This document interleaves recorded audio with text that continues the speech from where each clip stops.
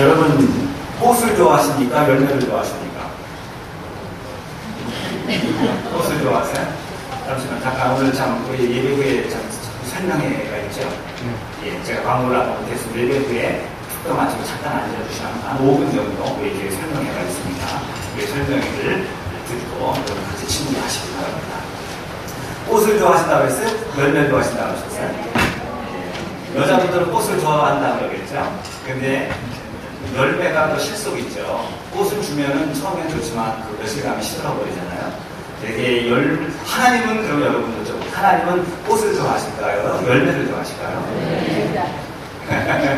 네, 성경에 우리 하나님께서 너희들이 열매 맺으라는 말씀을 참 많이 하셨어요. 그런데 하나님이 너희들에게 꽃을 받아라, 꽃을 가져라 이런 말씀은 혹시 저보다 성경 지식을 많이 아시는 분 있으면 저한테 찾아서 저에게 알려주시면 제가 참고하겠습니다. 꽃을 많이 가져라 라는 말씀은 성경에 없는 것 같아요. 그러나 열매를 많이 맺어라 이 말씀은 있습니다.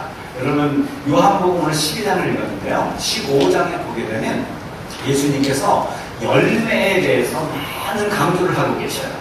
제가 하나 예를 들어볼게요. 본문을 제가 읽겠으면 안 찾아도 괜찮아요. 예수님께서 본인을 비유하시면서 나는 참 포도나무요 내 아버지는 농부라 그 말씀을 하시면서 무릇 내게 있어서 과실을 맺지 아니하는 가지는 아버지께서 이를 뭐예요? 제하여 버리시고 꺾어버리시고 무릇 과실을 많이 맺는 자는 과실을 많이 맺는 가지는 더 과실을 맺게 하려 하여 이를 더 깨끗게 하시느니라. 예수님도 우리에게 과실을 맺는 인생을 원하십니다. 계속 이어서 8절에도 보니까 예수님께서 너희가 과실을 많이 맺으면 내 아버지께서 뭘 받아요? 영광을 받으실 것이요 너희들이 내 제자가 되리라. 여러분 예수님의 제자가 되고 싶으십니까? 그렇게 열매를 많이 맺어야 되는데 그럼 우리는 열매는 맺어도 좋고 안 맺으면 그만이 아니고요. 성경 우리에게 반드시 예수를 따르는 하나님의 백성들은 예수를 그저로 고백하는 하나님의 백성들은 반드시 그의 삶의 현장 가운데 열매를 맺으라고 말씀하셨어요. 열매는 필수예요. 선택이 아니고 반드시 맺어야만 하는 맺어야만 하는 것이 바로 우리의 열매입니다. 아멘이십니까? 그대로 열매가 뭔지 알아야 맺죠. 그죠? 열매가 뭡니까?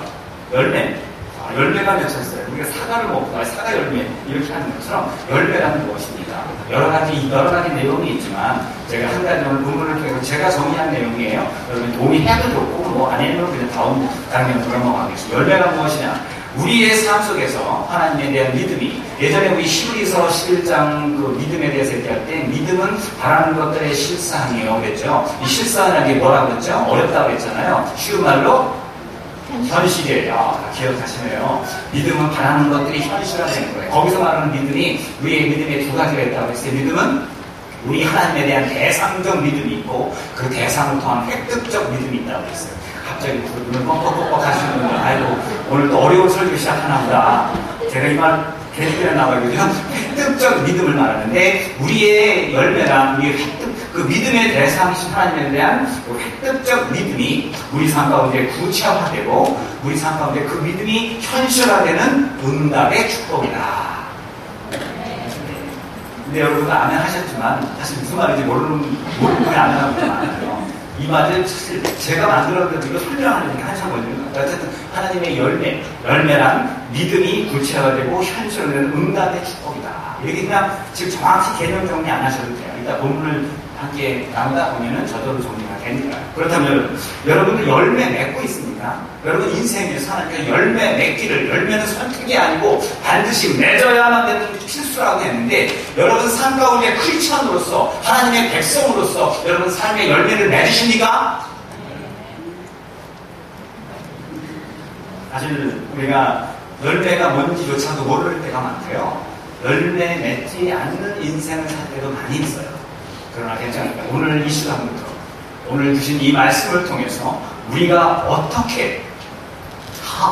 어떻게 우리의 삶 속에서 하나님의 열매 맺는 인생이 될 수 있을까? 오늘 본문은 그 세 가지의 믿음적 정의와 원리를 저와 여러분에게 소개하고 있습니다. 여러분 믿음의 열매를 맺으시길 원하십니까?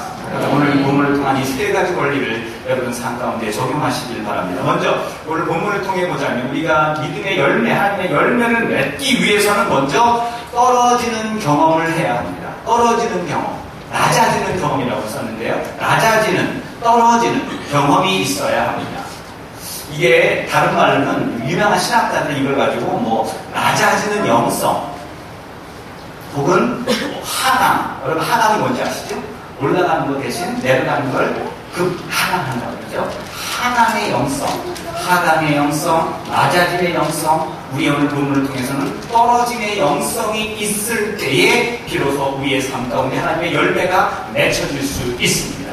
여러분, 이 떨어진다는 게 뭐냐? 오늘 본문에 보니까 예수님께서 너희에게 이르노니 한 알의 밀이 땅에 떨어져 그랬죠. 땅에 떨어질 때에 비로소 땅에 떨어지고 죽으면 많은 열매를 맺느니라. 그냥 죽는 게 아니고 어디에 떨어져야 돼요? 땅에 떨어졌을 때에 많은 열매를 맺느니라. 아멘이십니까? 예, 땅에 떨어져야 되는데요. 떨어지는 것이 많은 열매를 맺는 첫 번째 조건이래요. 떨어져야 되는데, 하강해야 되는데요. 급강하게요. 낮아져야 된다는 사실입니다.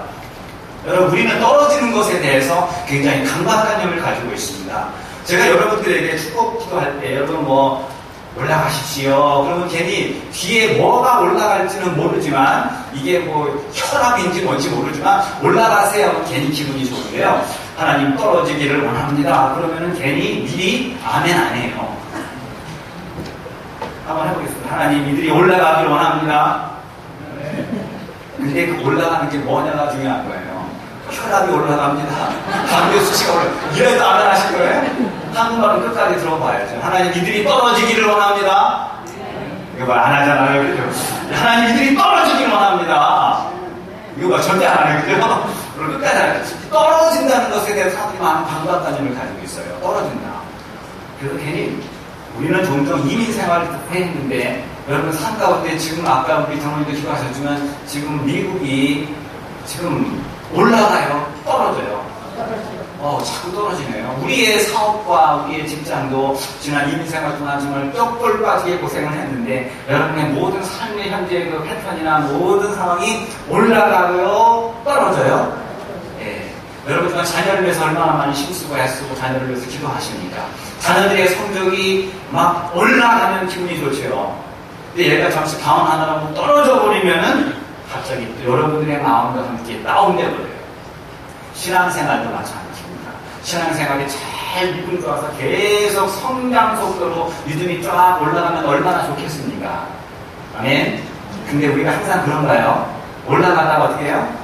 떨어지고 올라가다 떨어지고 막 굴곡이 많은 인생이 참 많습니다. 근데 오늘 본문은요, 우리는 항상 올라가는 것이 더 우리 마음속에 취향에 맞는 것 같아요. 올라가 요즘은 찬송가도 있잖아요. 올라가 독수리가 자꾸 올라가는 찬송가는 자꾸 올라가자는데 떨어지는 것에 대한 두려움과 강박관념이 있는데 하나님은요, 오늘 예수님은 우리에게 떨어짐이 있어야, 너희들이 떨어질 때에야 비로소 열매를 맺는다고 말씀하시는 거예요. 그러면 이게 굉장히 우리에게 역설적으로 들리지 않습니까? 떨어져야 열매를 맺는다. 올라가야 열매를 맺는 것이 아니고 떨어져야 열매를 맺는다. 떨어지는 걸로 다른 말로 신학자들은 뭐라고 했죠? 하강의 영성 혹은 뭐예요? 낮아짐의 영성이라고 말을 했어요. 낮아져야 열매를 맺는다. 떨어져야 열매를 맺는다. 하강해야 열매를 맺는다. 이 말이 무엇일까요? 여러분, 예수님께서는 그는 하나님과 본체셨으나 그분께서 뭐 하셨어요? 이 땅에 올라오셨어요? 떨어지셨어요? 내려오셨죠. 이게 바로 내려짐의 영성이죠. 그분이 이 땅에 내려오심으로 말미암아 우리에게 incarnation, 하나님의 성육신의 모습으로 인간의 모습으로 내려오심으로 말미암아 인간을 구원할 하나님의 그 전초의 첫 스텝이 달려진 것처럼 또한 예수님께서 십자가에 달려 돌아가셨죠. 이건 올라간 거구나 생각하는 분들이 계시는데요. 십자가에 달렸으니까 나무에 달린 자마다 아니에요. 십자가에 달렸다는 것은 가장 인간 이하의 최대의 천한 모습으로 그가 인생을 죽었다는 얘기예요. 가장 낮아졌다는 얘기예요.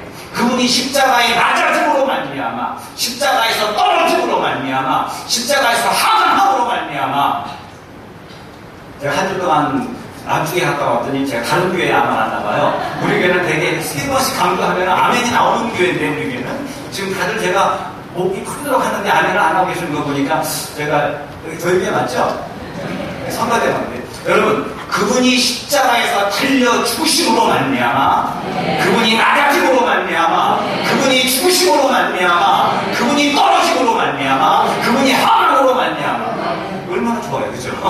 그러므로 말미암아 우리를 통한 하나님의 모든 인류 구원의 놀라운 역사와 큰 열매를 맺지 않았습니까? 아멘이시죠? 성경 속에 많은 믿음의 대가들을 보니까 믿음의 대가들의 특징이 있어요. 그들은 공통적으로 반드시 철저한 낮아짐에, 다른 말로 뭐예요? 떨어짐에, 다른 말로 또 뭐라 그랬죠? 하강하는, 반드시 하나님이 믿음의 대가로 만들기 위해서는 철저하게 하나님께서 그들을 낮추는 경험이 반드시 있다는 거예요. 이거를 유명한 중세 신학자는 광야의 영성이다 이런 말을 했거든요. 하나님이 이 백성들을 세우기 위해서 반드시 낮아짐의 영성, 다른 말로 뭐예요? 하강의 영성, 다른 말로 뭐예요? 광야의 영성을 허락하신다. 그래야 이 백성들을 통해 하나님의 열매를 맺을 수 있다는 사실. 여러분의 성경 속에 좋아하시는 인물들 한번 말씀해 보십시오. 다 100%입니다. 그들은 반드시 하나님 앞에 쓰임받기 이전에 반드시 거쳐야 됐던 것이 뭐죠? 떨어지는 영성이 있었어야 되고요. 먼저 낮아져야 되고요. 철저히 낮아져서 짓밟혀야 되고요. 완전히 찢어지는 고통까지 낮추는 인생이 될 때에 비로소 하나님이 그들을 믿음의 대가로 쓰십니다. 여러분 좋아하시는 분 누구 말씀해 보세요. 요셉, 맞아요. 요셉 대단하죠. 그는 이제 처음부터 그 애굽의 총리 대신이 돼서 당시 전 세계라고 생각하는 것은 애굽이었어요. 애굽을 중심한 전 세계 구원의 역사. 예수 그리스도의 예표죠. 요셉이라는 사람이. 그를 통해서 총리 대신을 통해서 전 세계를 구원하시기 위해서 갑작스럽게 요셉을 총리 대신을 세운 것이 아니고 그는 떨어짐의 영성. 자꾸 강조하죠. 용어가 익숙해 있어야 이 설교도 이 말씀도 들어줄 수 있어요. 우리가 그가 떨어짐의 영성이 있어요. 다른 말은 뭐예요? 낮아짐의 영성이 있어요. 다른 말은 뭐예요? 하강의 영성이 있어요. 또 다른 말은 광야의 영성을 경험했잖아요. 형들을 통해 구렁텅이로 뭐 했어요? 떨어졌죠. 그러다가 결국 다시 건졌지만 애국의 노예로 전락해서 노예로 뭐 했죠? 떨어졌죠. 이 전락하는 게 뭐예요? 떨어지는 거예요. 노예 생활하다 다시 올리셨으니까 어떻게 해요? 더 떨어졌죠. 어디로 떨어졌어요? 감옥으로 떨어졌죠. 하나님 자꾸 요셉을 쓰시기 전에 자꾸 떨어뜨려요. 자꾸 낮추세요. 자꾸 하락시켜버려요. 그런 다음에 다시 그를 세웁니다. 요셉 나오셨어요. 이쪽에도 요셉 했어요. 모세도 마찬가지. 모세의 40년 광야의 영성, 그것을 통해 하나님이 그를 하나님께서 다시 세우시는 영성으로 세우지 않았습니까? 다윗도 말씀하셨는데 다윗도 마찬가지예요.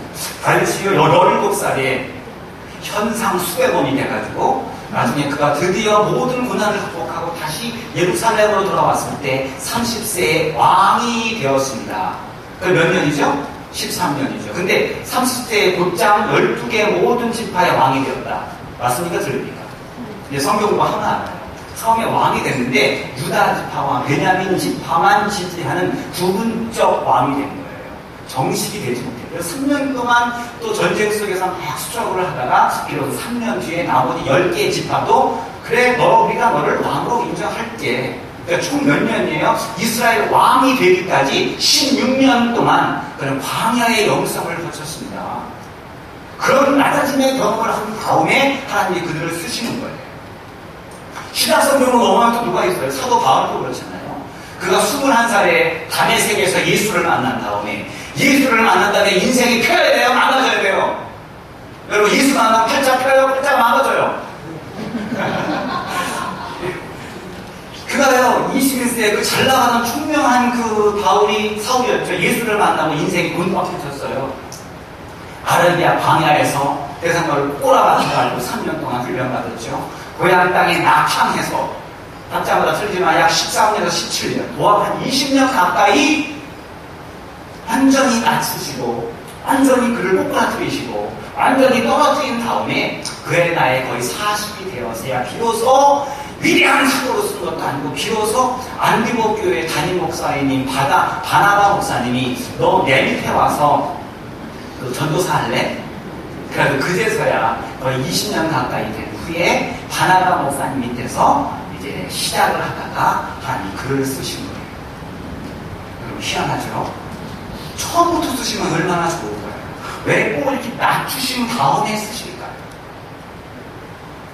성경 속에 이런 질문을 여러분 해보신 적 없습니까? 하나님 왜 위대한 믿음의 대가들을 금방 쓰시지 않고 왜 꼭 그들을 낮추셔야만 합니까?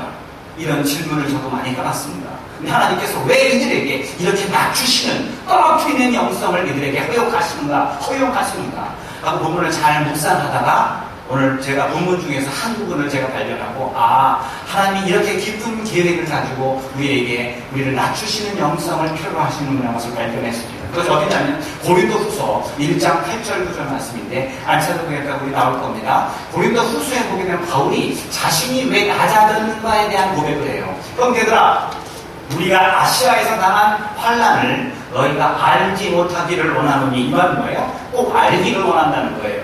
시대에 지나도록 심한 고생을 했대요. 이거는 낮아졌다는 거죠. 떨어졌다는 거예요. 시대에 지나도록 심한 고생을 했고요. 살 소망까지 끌어졌대요. 이건 올라간 거예요? 내려간 거예요? 철저하게 떨어진 거죠. 9절 말씀 보면 계속 나와요. 우리 마음에 사형 선고를 받은 줄 알았대요. 내가 사형 선고를 받은 것 같은 것은 내가 올라간 거에 떨어진 거예요. 철저히 떨어진 거예요. 완전 절망적 상황까지 떨어진 거죠. 왜 떨어졌는가 했더니 이는 뒤늦게 바울이 고백하는 거예요. 그때 왜 나를 이렇게 낮추셨는가? 왜 이렇게 나를 떨어지셨는가? 고민을 했는데 나중에 하나님이 주신 응답이 뭐예요? 이는 나로 자기를 의뢰하지 말고 나 바울을 의뢰하지 말고 내 자신을 의지하지 말고 오직 죽은 자를 다시 살리시는 누구예요? 하나님만 의지하게 하려 합니다. 아멘. 하나님 여러분을 낮추시는 이유가 뭐예요? 다른 거 의지하지 않고 오직 하나님만 의지하게 만듭니다. 하나님만 의지하는 사람들 중에서 하나님 위대한 하나님의 역사들이 이루어집니다. 여러분 성경에 시편도 그렇고요. 호세아서도 그렇고 자꾸 하나님께서 이스라엘 백성들이 강조하는 내용 중에 몇 가지가 있는데 그 중에 하나가 뭐냐? 애굽의 병거와 마병을 뭐하라고요? 의지하지 말라. 그 말이 수십 번이 나와요. 애굽의 병거와 마병을 의지하지 말라. 즉 이스라엘 백성들이 지금 어려움에 처했어요. 극심한 어려움에 처했어요. 전쟁에 처했어요. 지금 무언가를 붙잡아야 돼요. 그럴 때 이스라엘 백성들이 뭘 붙잡았어요? 원래는 누굴 붙잡아야 돼요?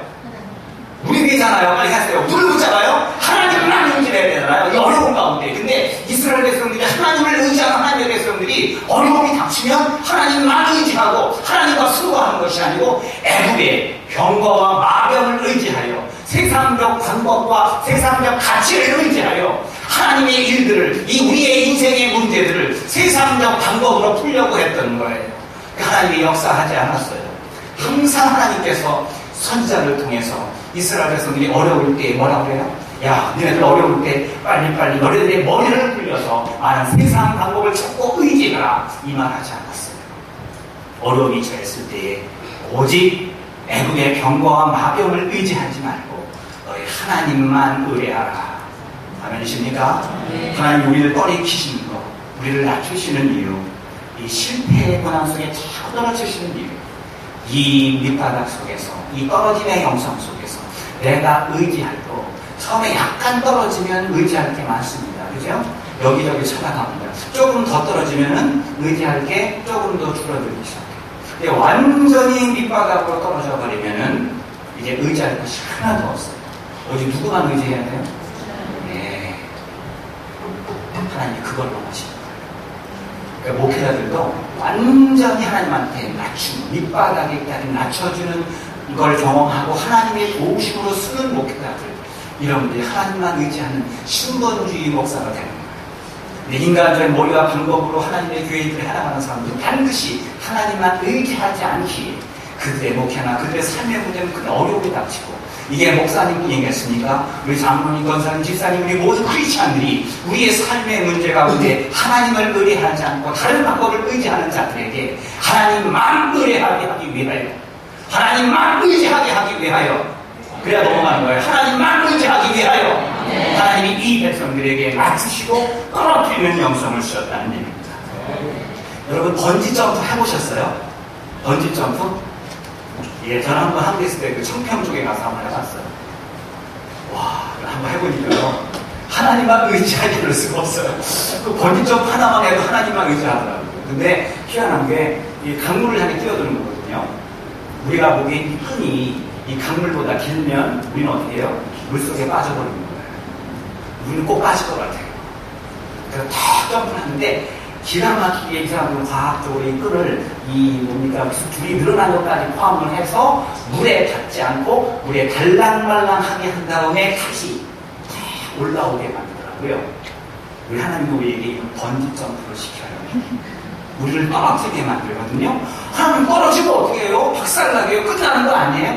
우리를 떨어뜨리고 우리를 낮추시고 이 실패와 고난의 낮아짐의 이체 꼭지점에서 바닥에 닿기 직전의 모습 속에서 우리를 하나님만 의지하게 만드는 훈련을 시키고, 다시 독수리가 자기 생기를 싹 바꿔치듯이 다시 우리를 올려주시는 하나님, 다시 회복시키는 하나님, 그래야 이제 모든 삶 가운데 하나님만 의지하는 하나님의 백성의 모습으로 하나님 이 백성들을 이끌어갈 거라고 믿습니다. 여러분, 지금 여러분의 인생이, 여러분의 가정이, 여러분의 자녀가, 혹은 여러분의 건강이, 여러분의 사업이, 이 교회가 지금 하강하고 있다고, 하강 인생이라고 낙심하고 절망하는 분 계십니까? 두려워하지 마세요. 이 하강시키는 것은 하나님이 시키는 거예요. 왜요? 이 하강의 상황 가운데 다른 것, 모든 것 의지하는 것 끊고 하나님만 의지하게 만들기 위한 하나님의 계획을 믿고 여기서 부르십시다. 하나님, 이 하강의 꼭지점에서 번지점프 하다가 줄 끊어진 것만 봤어요? 글쎄, 몰라겠어요. 하나님 반드시 이 꼭지점에서 들어 올리셔서 우리를 다시 믿음의 큰 일꾼들로 열매 맺는 인생으로 세울 거라고 저는 믿습니다. 자, 열매 맺는 인생 첫 번째, 떨어짐을 두려워하지 말라. 이제부터 여러분, 떨어져도 주님 알아서 하시겠죠? 하면서 주님한테 맡기세요.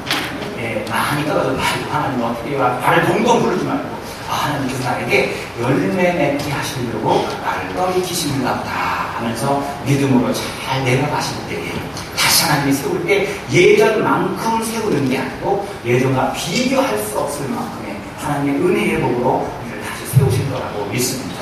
자, 우리가 열매 맺기 위한 또 하나의 본문의 해법, 우리 가운데 껍질을 벗어야 열매를 맺을 수 있습니다. 힘들지만 껍질을 깨야 됩니다. 여러분, 우리 본문에서 껍질이라는 단어가 어디 나와요? 제가 다시 한번 24절을 한번 읽어볼게요. 혹시 껍질이라는 단어를 한번 여러분 찾으시는 분을 저에게 말씀해 주세요. 내가 진실로 너희에게 이르노니 하나의 밀이 땅에 떨어져 죽지 아니하면 한 알 그대로 있고 죽으면 많은 열매를 맺느니라. 여기 껍질이라는 단어가 있어요, 없어요? 없어요.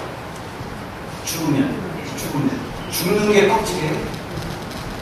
여러분, 어느 성경에 이 본문을 죽으면이라는 단어를 뭘로 해석했냐면 썩으면 이라는 단어가 나왔거든요. 죽으면 썩죠.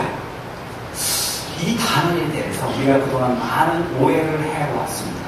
그러니까 너무나도 쉽게 이 본문을 깊이 묵상하지 않고, 죄송합니다, 옛날에 고명하신 목사님들도 이 말씀을 어떤 희생의 정신, 내가 희생해야 남들을 살린다, 이런 메시지로 말씀을 전하셨어요.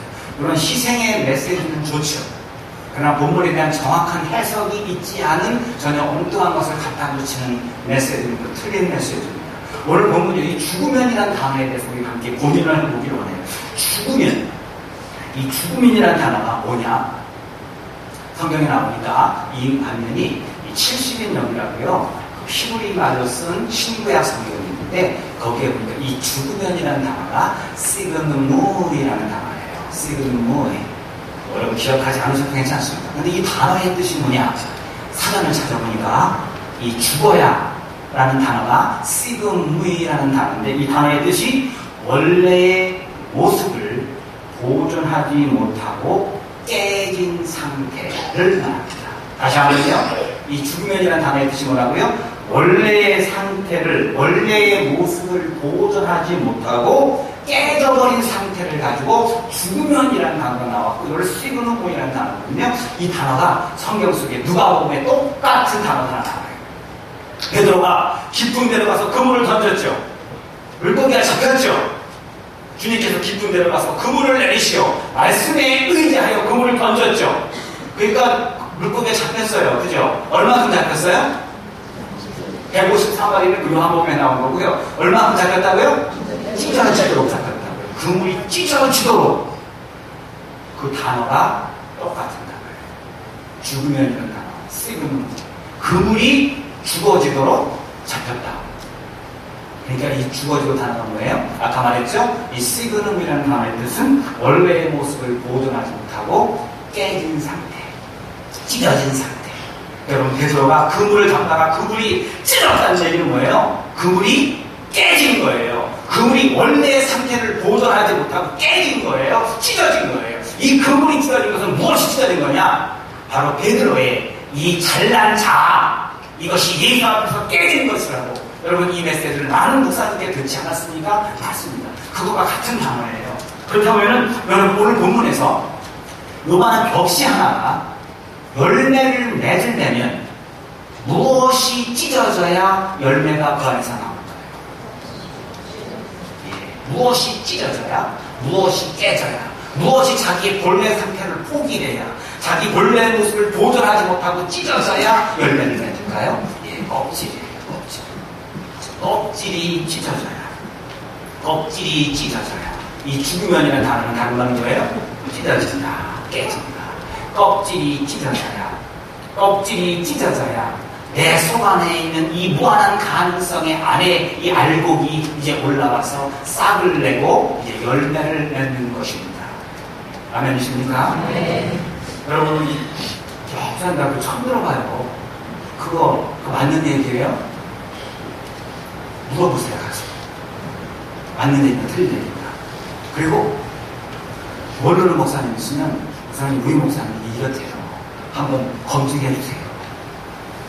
해보세요.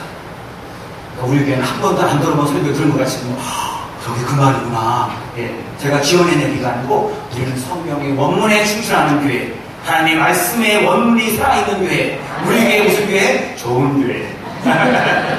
예. 그러니까 이 죽음이라는 단어는 앞으로 여러분 들었잖아요. 우리가 믿음은 다른 것들의 실상이한테, 실상이 뭐예요? 현실이라고 그랬죠. 모든 것이 협력하여 선을 이룬다는 단어일 때 이 선이 뭐라고 했어요?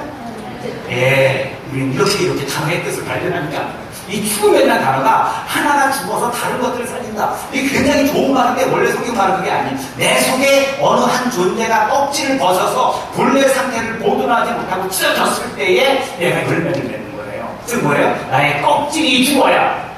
아멘이십니까? 나는 원래 껍질이 찢어져야. 아멘. 껍질이 깨져야. 그래서 열매를 맺을 수 있다는 사실이죠. 그렇다면 여러분, 우리가 열매를 맺기 위해서 우리가 찢어져야 되고 우리가 깨져야 될 우리의 껍질이 있어요. 여러분, 껍질 있습니까? 요즘 여자분들 좋아하시는 콜라겐만한 돼지 껍질 말고요. 이렇게 그럼 바르면 얼마에다가 바르고 막 그냥 굉장히 약도 나오고 콜라겐. 여러분, 껍질 있으십니까? 우리가 깨야 될 우리들의 껍질이 있다는 거예요. 이거를 깨야 하나님이 열매를 맺어요. 비록 이것이 한 단단한 껍질로 우리를 꽉 감싸고 있기 때문에 우리가 열매를 맺지 못했는데 힘들지만 아프지만 하나님 앞에 계속 찢어야 돼요. 깨야 돼요. 오늘 본문의 표현을 빌려면 죽어야 돼요. 그래야 하나님이 우리를 통해 열매를 맺어요. 하나님 앞에 깨지고 찢어져야 되는 우리의 껍질들이 뭡니까? 많죠. 우리는 굉장히 이런 신앙생활 하면서 굉장히 체면 같은 거 되게 좋아해요. 그죠? 여러분, 하나님 앞에 항상 그 체면 좋아요. 체면할 때 면자가 얼굴이에요. 항상 그 얼굴이란 말 되게 좋아해요. 뭐, 내 얼굴 봐서 용서해 주세요. 뭐, 왜, 내 얼굴에 먹칠하냐, 뭐 이런 말 좀. 얼굴 되게 좋아하거든요. 근데 하나님 앞에 뭐예요? 우리가 벗어야 될 거, 이게 뭐예요? 체면 의식. 우리 한국 사람들의 이 체면 의식, 이 체면 의식이라는 껍질을 하나님 앞에서 벗어야 돼요. 다른 말은 뭐냐? 깨야 돼요. 다른 말은 뭐예요? 찢어내야 돼요. 다른 말은 뭐예요? 죽어야 돼요. 우리 성경 말은 뭐예요? 쇠고는 무이 돼야 된다는 사실이에요. 우리의 체면도 있고 또 뭐라고 자존심. 신앙생활에 제일 힘든 게 뭔지 아세요? 제일 힘든 게 마틴루터라는 유명한 믿음의 신학자도요, 자기 신앙생활의 가장 큰 죄가 뭐냐? 하나님 앞에 자존심이에요. 하나님과는 끝까지 자존심 싸움하는 하나님. 교인들끼리 자존심 싸움하는 거는 물론 당연하고, 그죠? 내 자존심 한번 건드려봐. 가만히 있어요? 우리 팩팩할 때 많죠? 이거 깨야 된다. 하나님과의 관계 속에서도 우리의 자존심을 깨고, 하나님의 가운데 이제 우리의 자존심이 버려진 존재들. 그럼 뭐가 있어요, 우리는요? 자존심이 아닌 주존심이 있는 존재. 주존심을 가지고 살아가는 주의 백성들 되시길 바랍니다. 또한 우리가 신앙생활 하면서 이 교회 공동체를 생각하면 우리가 깨야 될 우리들의 껍질들이 많아요. 또 하나 뭐가 있냐? 우리 속에 있는 길급장. 이 길급장, 다 어깨들 보면 하나씩, 별 하나, 별 두 개, 별 세 개.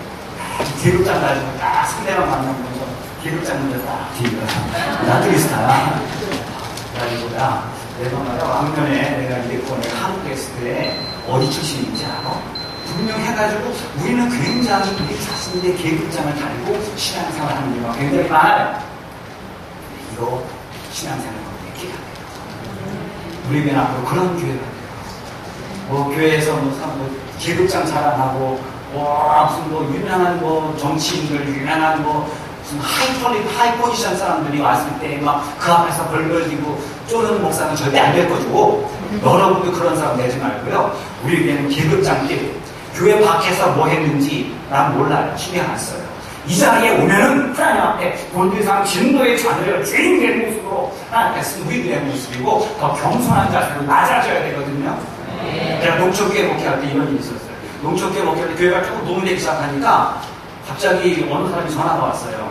그때가 국회의원 선거철인데 지역 국회의원 나온 후보, 꽤 유명한 분이에요. 젊어요. 나이가 저보다 한 살 어려요. 그 친구가 아버지 수강을 입고 정치인선에 나와가지고 첫 이제 국회의원 후보로 나오는데 우리 교회에 와서 광고 시간에 인사를 하고 싶대요. 그래서 내가 난 광고 시간에 인사하고 싶지 않다고. 예배 참석하는 건 자유지만 광고 시간에 인사하는 건 참. 그 다음에 참모가 전화를 했죠. 그러더니 그래서 제가 노 했는데 주일날 예배 온 거예요. 앞에 딱 앉아있네요. 어떻게 해요? 광고 시켜야 돼요? 안 시켜야 돼요? 이제 장래가 촉망된 유명한 정치인인데 시켜야 되잖아요? 친구가 딱 친구라고 괜찮죠? 하더라고요. 겁을 먹고 그냥 딱 예수 일자도 모르는 식으로 와서 딱 앉아있는데 너무 건방져요. 그래서 제가 묵지 한번 안 줬어요. 예배 끝날 때까지. 그러더니 갑자기 끝날 때인데 수도 끝나니까 너 앉아있던 사람이 이거 지금 사람이 참모예요. 그냥 저한테 마이크를 가서 친구 시간 친구 하세요. 제가 못하겠어요. 나중에 그 참모란 분이 막 저한테 반말을 하면서 화를 내더라고요. 이분이 어떤 분의 아들이신데 앞으로 그래요. 그게 소화. 걔가 뭔데? 걔가 국회의원 되면 뭐 할 거냐고요. 교회 와서 평생에 1년에 한두 번 교회 와서 정치 표 달려고 교회 오고. 근데 희한하게 그런 사람들이 오면은 목사님들이 불불 떠는 거예요. 그냥. 어떻게 잘 보일까? 한번 우리 교회 한번 그런 분 한번 계시나요? 한번 불러오세요. 제가 콧방귀 나기나. 예. 이제 큰일 났네. 그저 안 오겠네. 그죠? 그렇잖아요. 여러분, 나만 장군 아시죠? 11개 8장에, 11개 5장에 있는 나만 장군 이야기가 나와요. 그가 아람의 군대 장관, 총사령관이에요. 근데 그게 뭐예요? 그는 아람의 용사요. 군대 장관이었더라. 그 다음이 중요해요. 그는, 그러나, 문둥병자였더라. 우리가 군대 장관이고 계급 장관이고 포스타, 크리스타 소용없어요. 하나님 앞에 우리는 문둥병자같이 죄인이요. 우리는 병자요. 그분의 은혜와 사랑과 그분이 없으면 셀 수 없는 존재들이에요. 그가 하나님 앞에 나와서 문둥병을 고치고자 엘리사를 찾아왔는데 그가 금 몇백 달란트로 환경에 찾았어요. 제가 난 설명 안 할게요. 이거는 어느 학자 전에 약 60억 가량의 그 뇌물을 가지고 엘리사를 찾아온 거예요. 내 병을 위해서 기도해달라. 누가 우리 교회에 딱 와가지고요, 유명하신 정치인이 목사님 기도해 주시면 제가 60억 줄게요 하고 왔어요, 교회에. 60억. 여러분들은 억 단위가 천까지는 안 가요. 그죠? 천다니까 그렇게 안 가요. 60억을 준다고. 그런데 엘리사는 뭐예요? 쳐다보지도 않고 날아보지도 않았어요. 그런 사람들이 가서 이 요단 강가에서 7번 몸을 씻으라고 그러니까 이 나만 남이 화가 납니다. 그래요? 내가 누군데? 별 몇 개예요? 내가 누군데? 너 2만원 돈을 이야 내가 누군데? 나만 장군인데 아랑군대 군대 장관인데 막 이러고 있는 거예요. 엘리사는 깜빡이도 안 켜요. 그런 다음에 이 나만 장군에 7번 불을 들어가니까 나만 장군이 처음에 내 생각에는 우리 시리아 아랍에는 더 좋은 물이 많건만 누구 생각에는? 내 생각은 자꾸 하나님의 교회에서 내 생각을 주장하고 자기 계급장 자기 의견의 껍질을 벗지 못하는 사람들이 있어요. 이런 사람들이 나오면 결국 어떻게 결과 그가 하나님 말씀에 그의 종의 신앙을 통해서 순종하죠. 옷을 벗다는 게 뭐죠? 계급장을 내려놓고 내가 가진 그 모든 포지션 내려놓고 벌거벗은 몸으로 요단강 강물에 들어갔는데 아 요단 강물이 온천수구나 한번 가보실 분 아시죠? 세상에 이런 뿌려물도 없어요. 물반 흙반 개들도 안 먹어요. 물이 주변 흙이 그 물에 들어가다 나왔으니 그 고귀하신 몸이 그 물에 벌거벗고 들어가다 나왔으니 몸이 어떻게 됐어요? 물에 빠진 무슨 물이에요? 근데 그거를 한 번도 정말 수치스러운데 몇 번이라고 했어요? 7번. 6번째 들어갈 때 나올 때까지 그의 몸은 하나의 변화도 없었어요. 어떻게 해요? 내 생각에는 말이야, 내가 보기에는 말이야, 이게 뭐야? 내가 누군데? 마지막 7번째까지 뭐예요? 끝까지 낮아지고 순종해서 7번째에 들어갔다 나왔더니 그의 살결이 어린아이의 흰 살결 같구나. 어린아이 흰 살결 보셨죠? 말랑말랑하게 찐빵 같은 거 보이지 않아요? 그렇게 바뀌어버렸다는 거예요. 여러분 우리 교회, 우리 성도님들 앞으로 하나님의 열매를 맺기 위해서 우리가 벗어야 될, 찢어야 될, 죽여야 될 위에 껍질들이 있습니다.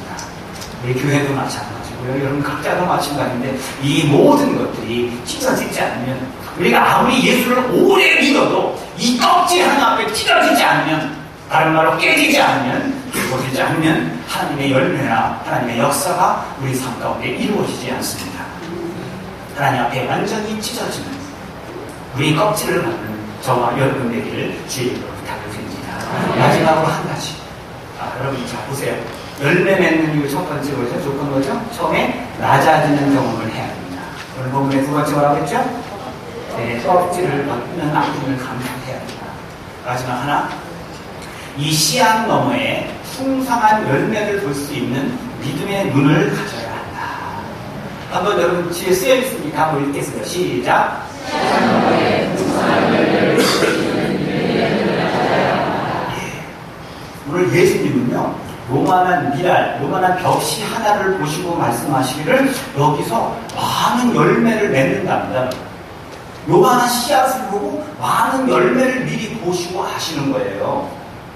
우리는 어떻습니까? 요만한 벽시 하나 보고 요만한 미라를 보면서 이 보잘것없는 벽시 하나에 대해서 우리는 아무런 기대와 가능성을 갖지 않잖아요. 야, 요거 누구 코에 붙여? 벽시 하나를. 요거 누구 코에 붙여요? 이 작은 현실 하나에, 작은 벽시 하나, 작은 미라 하나를 보면서 우리는 이 보잘것없는 현실에 기대를 저버리고 이 보잘것없는 현실 때문에 우리는 좌절하지만 우리의 시각과 하나님의 시각은 완전히 틀립니다.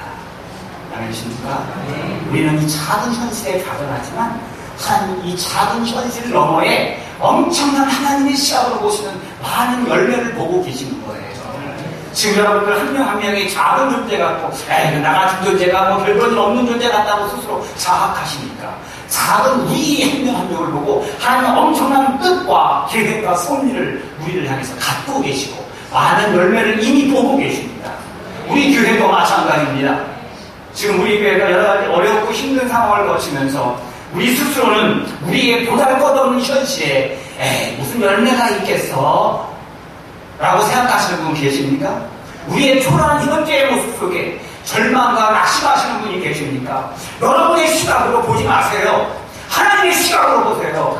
그 큰 열매, 하나님 기적과 섭리를 이루어드리기 위해서 지금은 낮아지는 영성과 깨지는 영성 속에 힘들고 있는 우리지만 우리를 다시 세우셔서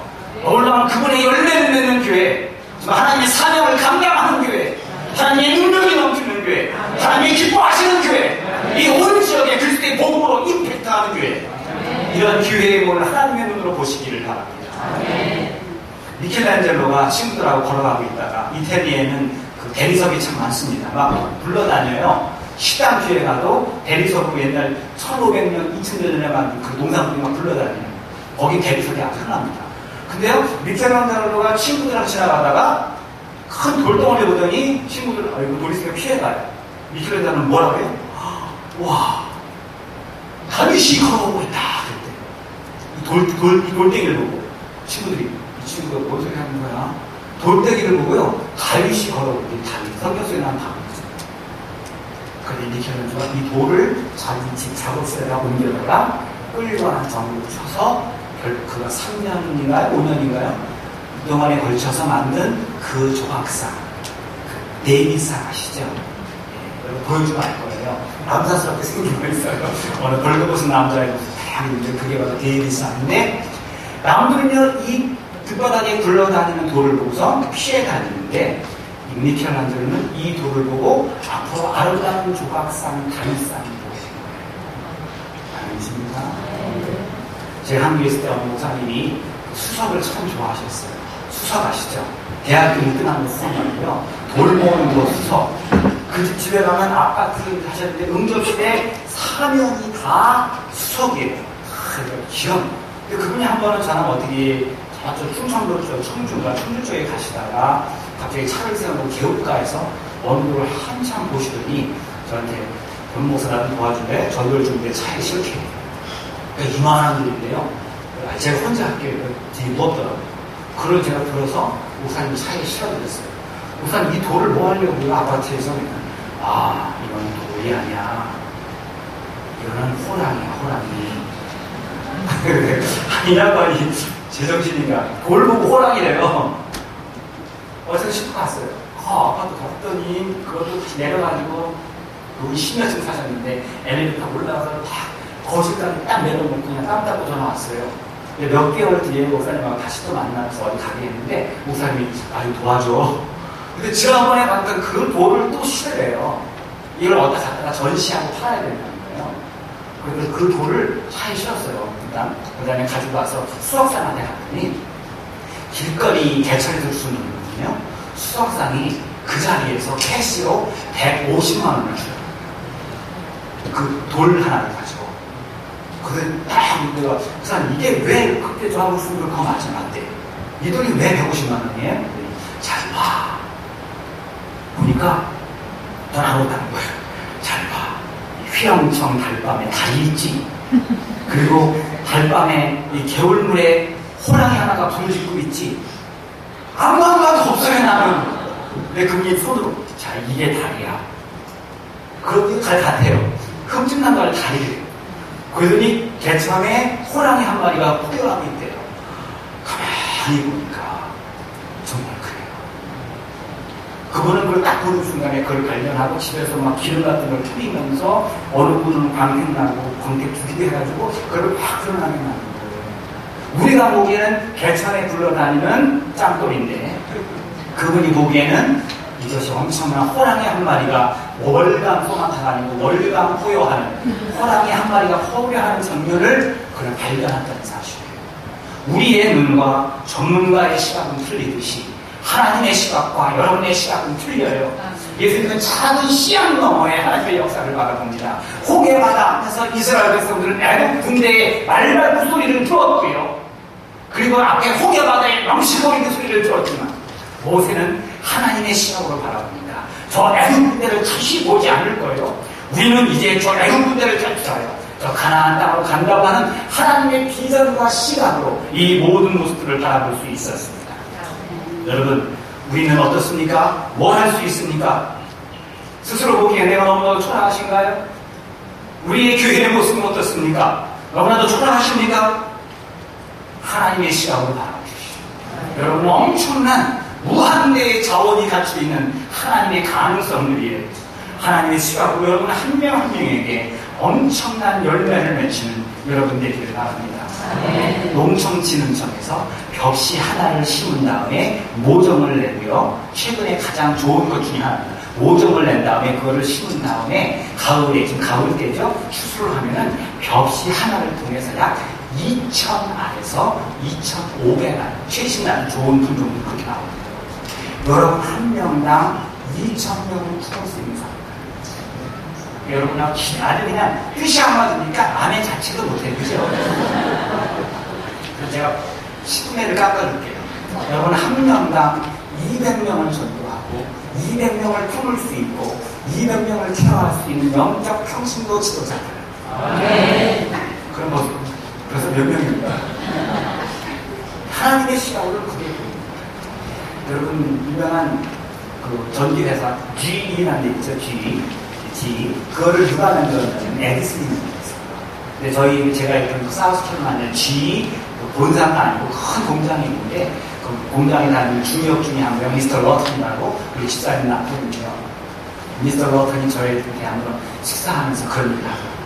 그분의 중역 회의실, 그 GE 중역 회의실에 들어가면 벽에 그림이 하나 있대요. 이 그림이 뭐냐면 여러분도 보셨을 것 같아요. 저는 봤어요.